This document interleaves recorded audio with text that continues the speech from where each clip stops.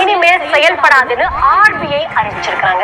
எதனால அப்படின்னா பேங்க்னுடைய சேவை ரொம்ப பாதுகாப்பானதாகவும் ரொம்ப திறமையானதா இருக்கணும் அப்படிங்கிறதுக்காக தான் இந்த ஒரு விஷயத்தை அவங்க இம்ப்ளிமெண்ட் பண்றாங்க.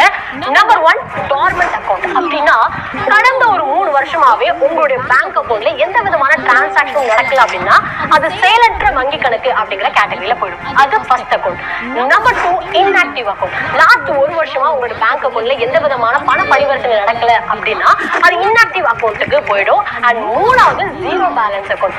உங்களுடைய அக்கௌண்ட்ல எந்த விதமான பணத்தை நீங்க டெபாசிட் பண்ணாமையோ இல்ல ஜீரோ பேலன்ஸ்ல மெயின்டைன் பண்ணிட்டு இருந்தீங்க அப்படின்னா உங்களுடைய அக்கௌண்ட் இனிமேல் செயல்படாது. ஐயோ இதுதான் முக்கியமான நிறைய இடங்கள்ல கொடுத்திருக்கேன் பேங்க் அக்கௌண்ட் அப்படின்னு நினைச்சீங்கன்னா கவலைப்படாதீங்க. நீங்க KYC அப்டேட் பண்ணிக்கலாம். அடிக்கடி பணம் டிரான்சாக்ஷன்லாம் பண்ணுங்க. இதுக்காக பேங்க்குக்கு தான் போகணுன்ற அவசியமே கிடையாது. வீட்டுல இருந்துட்டே மொபைல் பேங்கிங் மூலமா நீங்க அது எல்லாத்தையுமே செஞ்சுக்கலாம்.